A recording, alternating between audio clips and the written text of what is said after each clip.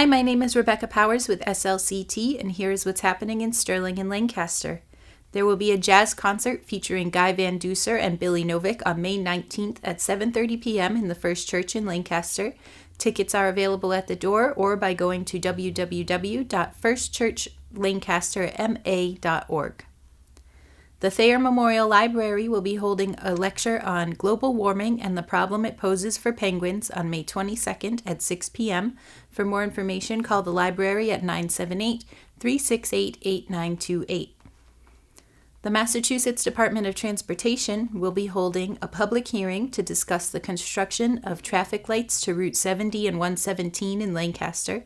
This public hearing will take place on May 23rd at 7 p.m. in the Prescott Building. I'm Lex Thomas, editor of Sterling Meeting House News and roving reporter for Sterling-Lancaster Community Television. Here in Sterling, we have a lot of what we're calling Sterling Pride, and one of the ways that we are going to be showing that in May is through a town-wide cleanup that is involving all kinds of groups in town, and it's going to be a very exciting event. I have here to speak about this with me today Richard Maki. He is a member of the Economic Development Committee, and this is the committee that is really sponsoring this event.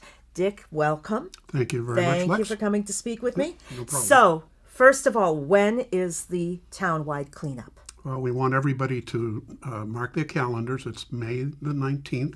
It's a Saturday, and it will run from 9 in the morning until noontime. People need to come down to the town common. When they get here, they're going to find that there are bags for them to leave with, as well as gloves so that they can protect themselves a little bit. And they're also going to mark a map showing the route that they're going to take care of, just so that people don't duplicate the same route. Sure. Now, do people get to choose the route that they're going to They do indeed. They do indeed. We have a map of the entire town, and they can take the segment that they feel they're capable of cleaning. And what are they looking for? What are they going to be cleaning up? Well, it's usually the trash that we usually see are bottles and coffee containers, that kind of thing, both styrofoam and paper. That's the majority of it. But if they happen to find any other items like hubcaps and things like that, maybe they can put those into the bags as well. There may be some larger items that they could pull towards the curb. We're going to get a lot of cooperation from the Sterling Department of Public Works. They're going to come around on the following Monday and pick up all of the items that people have deposited. We ask that if people are cleaning up a section, that they take their bags and try to put them at intersections, or at least cluster them so that the DPW crew has a little bit easier job to do on the following Monday. That was actually going to be my next question. So people don't have to return the bags down to the town common or anything like that? No, the gloves are free. They can keep the gloves. Nice. And if they have any extra bags, we'd like to have those so that we can use them for another year. But that probably won't happen in most cases. Now, who all's involved in this? Because I know that I've heard from scouts on this. I've heard from different organizations. Just who's getting involved in this? Well, we have, as you said, the Scouts, the Boy Scouts are going to be involved in it. The Girl Scouts have been talking about it. We haven't a commitment yet. We also have the local Democratic Town Committee that will be engaged with it. And members of the EDC, of course, will be involved in it. And any other citizens that want to join us, we're absolutely wide open. It's a community effort, Sure. And we want to do the best we can for Sterling. Now, when people arrive at the town common, what's going to happen? I mean, you have to pre-register for this or anything? Good question. On that day, the Garden Club is also having their plant sale, so there will be a lot of business around the town common. We're going to have the pointy end of the town common available to us. There'll be a table there. There is really no registration. Just show up.